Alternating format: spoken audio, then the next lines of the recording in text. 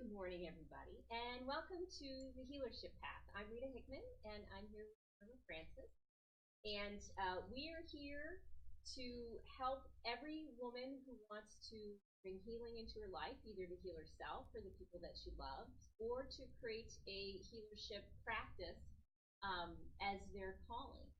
So every Tuesday, we're going to be doing the broad topic, A Turtle in Vegas. And for the next 6 weeks specifically, we're going to be doing the audacity to be self. So today's topic is the codependent cage, and I love this topic. And because it's something that's really important that we touch on. And I know that I've collected books and videos and things over the years about this topic. I even joined a 12-step program for a while, Coda, in order to deal with it. So it's something that's widespread, and the better we understand it, the better we can manage it. So, Irma, you had some great thoughts on codependency and the codependent cage today. So, do you want to start us out? Oh, absolutely. Great. Today is Wednesday.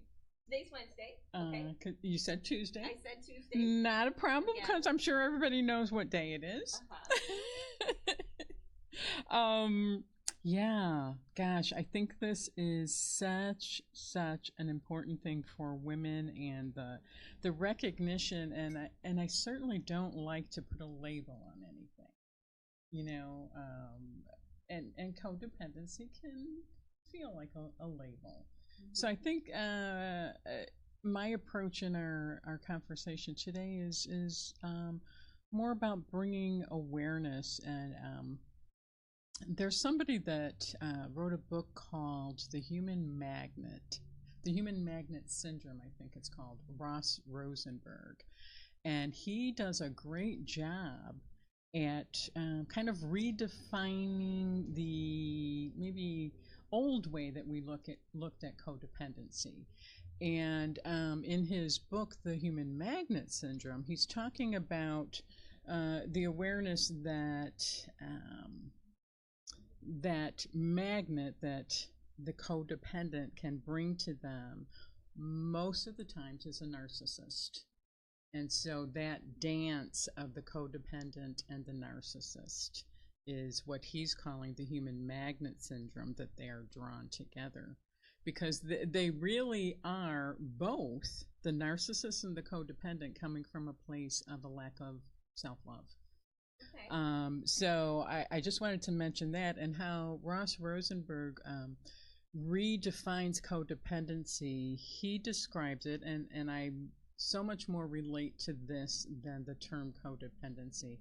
He describes it as self-love deficit disorder.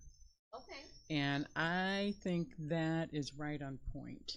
So I just wanted to mention that, and just jot it down, because this little sentence really, to me, sums up self-love deficit disorder, which would be kind of my preference for what we're talking about today, Okay. rather than codependency. But to use codependency, because that's our topic today, the codependent dynamic. You are giving more, they are giving less, or giving in a very limited, half-hearted way. So that's kind of the dance of self-love deficit disorder, is that you may not recognize it, but in some ways you're giving because you want to get, but you end up never getting, or not getting what you really need. Now, do you think that's a typical, almost American relationship that we have, or relationships that we've seen around the world? Because I know I've been, somewhat taught by society and whatnot to not have too many expectations of my partner, to not have, to allow them to, men will be men and women will be women, and women will give and men will take, and that's just the way that it is. And when I look around the world, and I hear feedback from women, especially older women, you don't hear have high expectations for your partner, and then they'll rise to the occasion. You hear, well, you have to, be okay with what is, because this is the way that it goes. Sure. So Do you see that a lot? Oh, absolutely. I think majority of the models that we have in relationships are based on codependency. For sure, no doubt about it. Yes. So we've gotten comfortable thinking that that's the norm. Oh, yeah. When in reality, something else might exist. Well, in reality, it might not exist in the masses. Okay. And that's why that's part of the reason it's so easy to fall into it. A good example would be, I'm sure lots of women have seen this movie, especially if you like Tom Cruise, is the movie Jerry Maguire.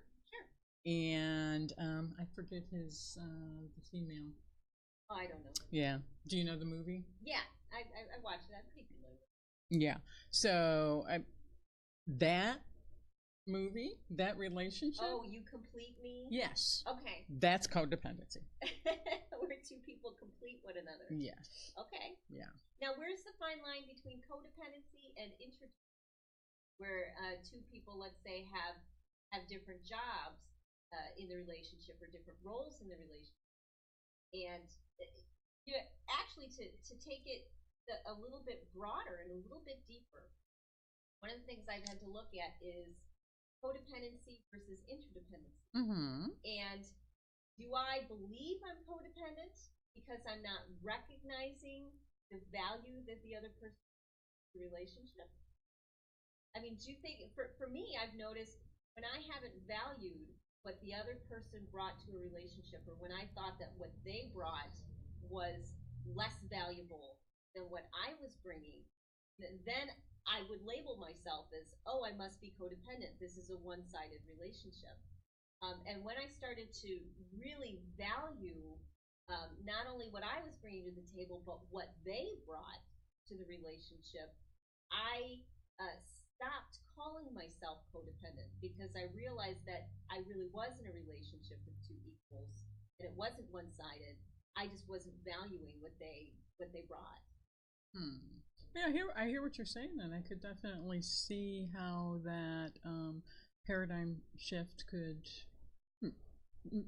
cause a shift in how you're defining yourself. So yes, and that's wonderful that was the case for you, that you discovered that you were in a relationship that was based on give and take. Yes. So you recognize that. So what you discovered is you weren't in a codependent relationship. Correct. Right. But I was very ready to label myself as that, because I saw myself as a victim.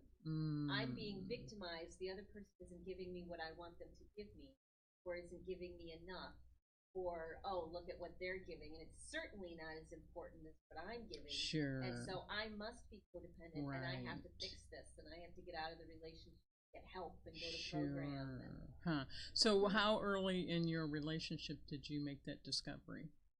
It took me, I started, I got together with my husband when I was 20, and it took me until I was about 32 to realize that he wasn't fulfilling me in the way that I expected him. And when I let down those expectations, and I saw all the things that he really did do, and that I could love and appreciate him for, even though it was different from what I did. You know, like he wouldn't do the dishes, but I would. And I saw that as in, oh, clearly he doesn't care and he doesn't love me. Instead of realizing, oh, because he doesn't like to do the dishes, but he cleans the garage. Sure. Yeah, and when I made that shift, it brought so much peace into my life, because then it wasn't a battle between who's giving more.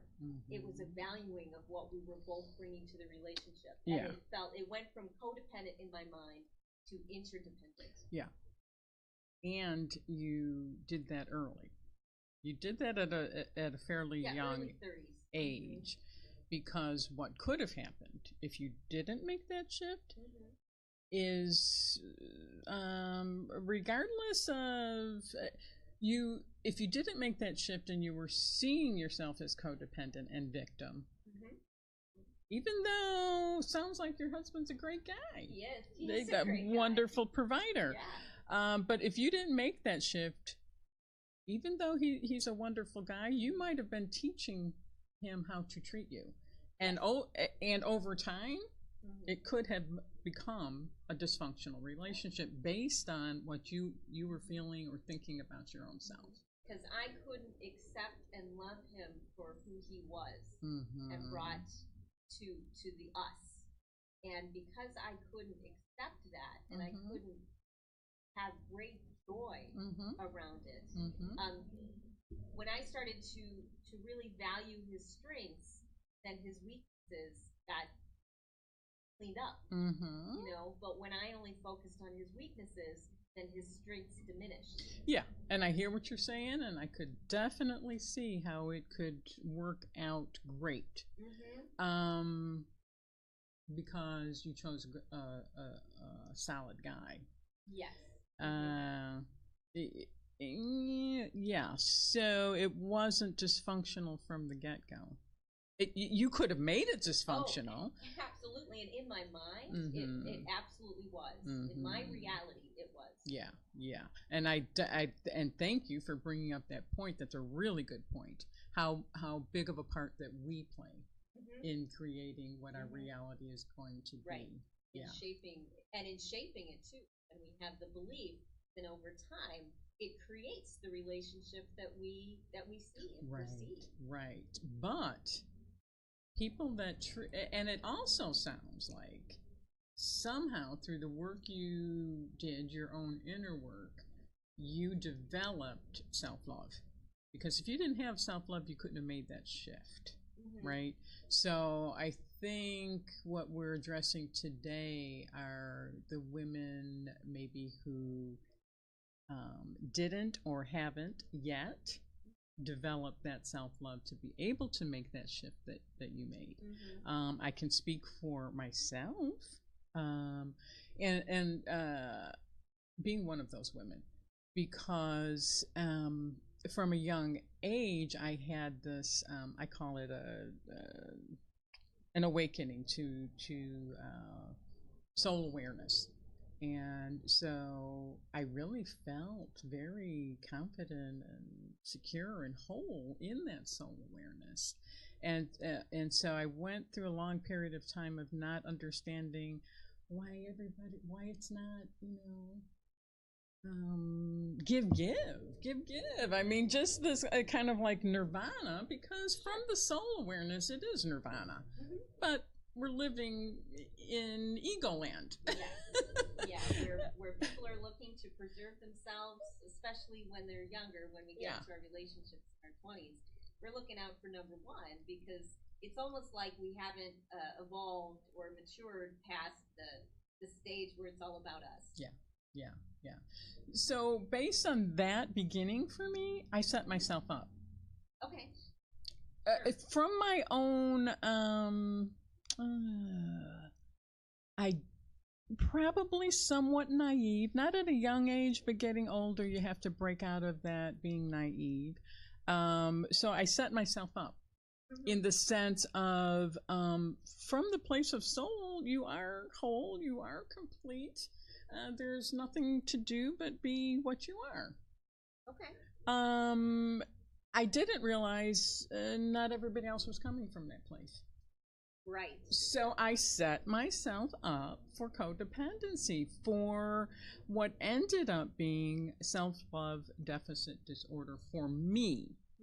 I recognize now what happened, so I've been able to turn that around. But what I was doing along the way was just giving and giving and giving and giving, because I had so much to give. Because the soul is endless. It does have a endless abundance. So I really set myself up. And most of my relationships were based on, I will come your way about 90%. Maybe my expectation, if you come my way 10%, that's kind of good. So I was accepting crumbs. Okay. Only because I set it up that way. And so when I had the realization, well, it was when I got to a point of, I'm exhausted.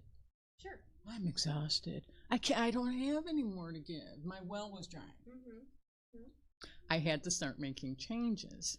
Sure. But I had already taught all the people around me what to expect from me. Sure. They don't have to give very much, just a few little crumbs, and Irma will give everything she has. Right. I think that's so common for so many women. Yeah, it is. Because we walk into this space thinking, okay, the romantic love of everybody's showing up and contributing, you know, all the romance novels and all the sitcoms. I know I came from a family where I learned about what reality was through the media. Yeah, by a lot of watching people television, by watching sitcoms, and what they show you isn't that everybody fights and struggles, and sometimes it takes months or years, but we still come together and we still really love each other. Instead, everything was solved in 30 minutes. Yeah. You know, and nobody had a towering rage, and nobody had months of depression, and you know, which are real emotions that we all go through in our modern day life. So it didn't show reality. So I had this expectation, both from my religion, you know, here's Jesus as the perfect bliss, you know, and total Gandhi sacrifice, and Gandhi and Mother Teresa and those are our Martin models. Luther King and all of these people that were shown as icons but not shown as people. And so I had this expectation of what reality would look like. That if I follow the rules, and that's a very Midwestern thing. Oh yeah. You know, if I follow the rules, then everything will turn into bliss, and I'll get everything that I wanted. And then as we get older, we realize not everybody's playing the same, you know, listening to the same records that I am. They're not coming from the same place. And then how do I adjust to that? Yeah. So do you think it's possible, you know, for women who've been in relationships that they've taught the people around them that it's okay to give them crumbs? Do you think that they have to leave the relationship and walk out generally, or think that there's hope? I think that there definitely can be hope. I definitely want to give out the message. It's much better to make that change earlier than later, because for me it was later. And so when I realized I'm exhausted, I don't have any more to give, and I started saying, the people around me, you got to give me more than 10% for me to is it on? Yeah.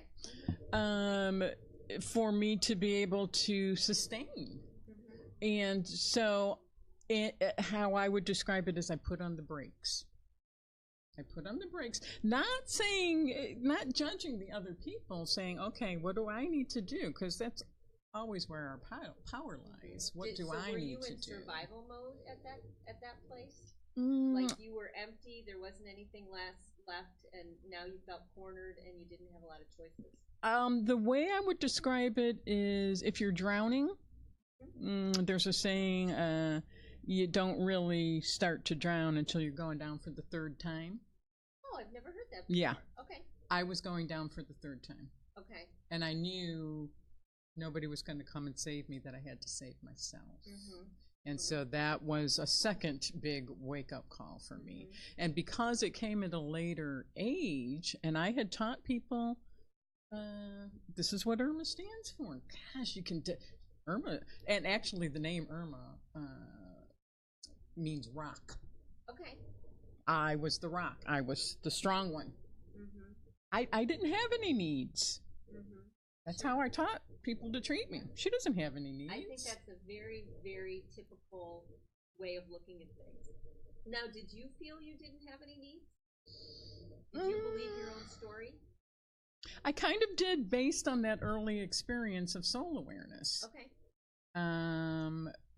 Which I really had to Soul awareness and absolute truth versus the reality we live in is relative truth. So, because I woke up to absolute truth, my trying to integrate relative truth was the difficulty. And that's all about my own personal experience. There's no victim. There's nobody to blame. So what happened, because this shift happened at an older age, the people around me went nuts. Oh no! Oh gosh, yes. Oh, what happened? Well, when they turned calling on me. Oh, Irma, help! I'm like, I'm not available. Oh, they got pissed off. They got angry. Some people. That stuff is really scary. It is. When people suddenly they turn from mild-mannered and getting along because you're giving everything that they want. Oh yeah. And then suddenly they become. You're like you're abusing me. Oh yeah. You're emotionally beating me up, and here I'm vulnerable to you. That's a very scary position. Oh yeah. I think that's one reason that women don't want to change the pattern that they're in. Of course. Because it's scarier sometimes to retrain people and suddenly they go crazy than it is to just keep piling it on and then just leave. To just shut down, cut it off, and walk out. Yeah. So yeah, people got angry. Some people shunned me. Abandoned me. All kinds of things were going on that if I didn't have the strength that I do have, I would have given in, and I would have changed back to the giver. Yeah, I would have sacrificed myself if I didn't have the strength, because it was not easy at all. A saying that really helped me through this, and I wrote it down to share for today, is that people get really upset when you change the plans they've made for your life. That's what I was doing. I was changing the plans they had made for my life, because the plans they had made for my life was, this is the role Irma is in. I helped them make those plans, but yeah, they got really upset when I changed those plans. So it's, for me, I came from the place of, when I want to transform my life, I know it's going to be hard. I've taken big steps a lot of times in my life, and I've finally gotten to the point where I realize, if I'm going to take a big step, because I know a change has to happen, I start to fortify myself. I start to put plans into place. And when I counsel women, I tell them to get mad before they're really mad. To start those changes before they feel out of control. Because I remember that when I finally let myself get extremely angry back, it shocked everybody, because they never expected that from me. And it gave them the motivation that they needed to make a shift. But I did it in a way that didn't feel good to me, because I didn't want to be that person that was behaving in a crazy, out of control way, because I felt cornered, like a rat in a corner. I didn't like being that person, and because I didn't like being that person, I didn't feel good about the interaction. It felt like dirty, and I didn't want to do it again. I didn't want to become that person again. And so after having that happen a few times, I realized I needed to get mad when I was really mad, and not wait until I was out of control. Right. So to bring things up, normally I think a lot of women just brush things off. You say, well, it's not that big of a deal. I don't want to get upset. I don't want their anger and the blowback that comes back to me. So I'm just going to let it go. I'll have another glass of wine. I'll have another piece of pie, whatever, in order to help us cope and stuff all those feelings down. And when I recognized that it was okay for me to get mad, especially if it was on my terms, and not because they were pushing me until I was so mad I couldn't stand it anymore. When I realized I could make those impacts, um, that's when my life started to change a little bit better. It changed more gracefully because I felt like the shifts and the changes that were happening were on my terms and not on somebody else's terms. And that gave me a sense of power and security that I didn't have when I just kept trying to be the person that I was supposed to be. Yeah, but again, what you had, and it's great that you're giving that tool to your clients. It's a wonderful tool to get mad before. How did you put it? To demonstrate to get mad before you're really mad. Yeah. To let yourself express and show the energy of what you're feeling before you feel you have no choice. Yeah, and what you're telling them or helping them with when you're sharing that is you are helping them love themselves, which is what you were able to do. And it, knowing you and a little bit about your history and your life, you've made some conscious choices that a lot of women maybe don't make. You chose not to have children. Yes, that took a great burden off of me, and then I could start that process a lot earlier because I didn't have, my main priority didn't have children. Yeah. For a lot of women that didn't make conscious choices, that maybe didn't take or didn't know how to take, do the inner work to find that self-love. Especially if you are a mom, a mother, and you're a mother from a young age. And I'll use myself as an example, and I don't mind doing that because I think I stand for a lot of women.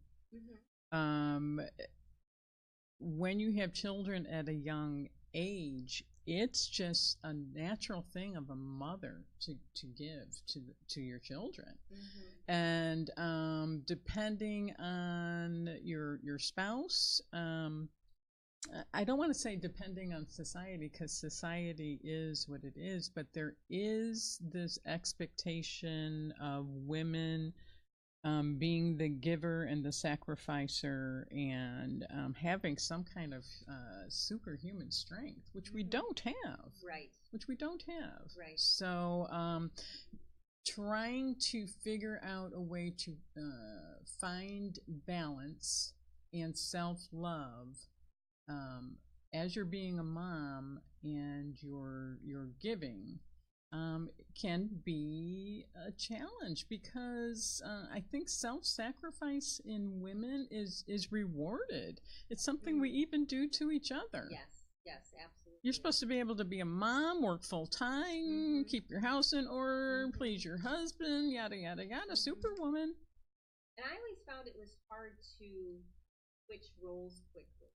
You know, because I taught kindergarten for a while. That was my first career teaching. And it was tough for me to switch between being a teacher to then being a spouse, being a friend. And I would imagine, you know, when you had children, you know, you want to and you need to come from that place of unconditional love. Of course. But if you treat your spouse that way, then many of them, you're training them to take advantage of you.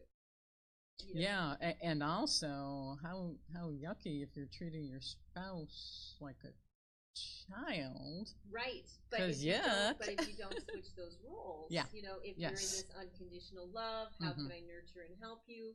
Oh, here's just another duckling to add to my, you know, pile, and you adopt them too. Yes. And if they don't have the wherewithal or the sense of self or the learning from their young age that they need to be an equal, you know, then it's so easy to fall into that role. Yeah. Instead of holding themselves accountable, nobody else is holding them accountable, so why bother? Yes. You're not holding them accountable, society isn't holding them accountable, so why should I step up and be an equal because there's no consequences. Yeah, you make a really good point, and just to add to that, and I hear you. I think a lot of women do that.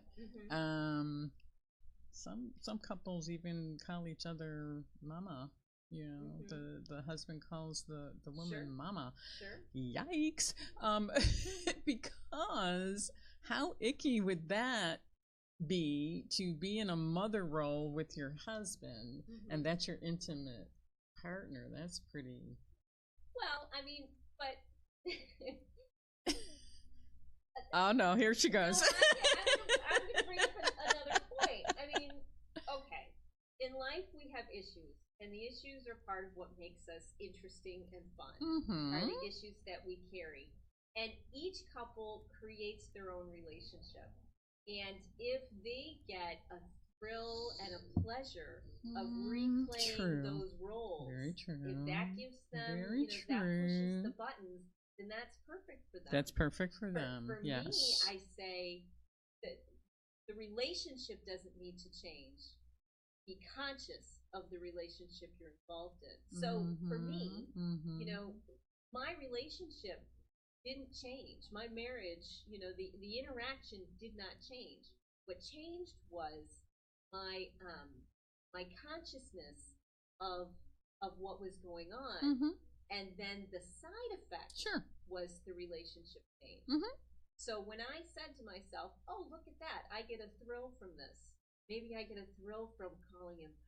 You know, maybe he gets a thrill from calling me mama. Sure. And if we know that, and we know we're doing it, it's out of our subconscious into our conscious. We know that we're doing it. I'm okay with that, because all of our differences and issues and problems and struggles and memories are really what make life extremely colorful. Well, of course. And super interesting. Of course. If you're doing it from being conscious and knowing that you are making the choice. Yes. That's totally different. That's outside of that codependent self-love deficit thing. So the way to get out of codependency is to recognize maybe that you're not codependent. Again, I think I would take the word codependency and replace it with self-love deficit disorder. Okay. I don't think it's something women are wanting to be or choosing to be. It could be a matter of not being conscious and aware, or finding the needed support and encouragement to develop self-love if they didn't have it. Okay. Yeah. Well, we need to wrap up for the day. So, but we will continue this conversation on the audacity to be yourself next Wednesday. We're so excited. As I said, we'll be doing this for 6 weeks, and then we'll package it all up. And if you'd love to listen to it again, then we'll have it available for download for people. Yeah. And we'll be doing the Healership path every day, and a turtle in Vegas is kind of our big topic that we'll do every Wednesday. So I'm so glad you joined us. If you'd love to become a part of the tribe and have a free membership into the Healership path, please go to inspiremassage.com and sign up for our emails. And we would love to have you join the movement and become part of this great tribe of women. Yeah, so absolutely. we hope you have a great Wednesday, and we'll see you later. Thanks. Bye. Bye.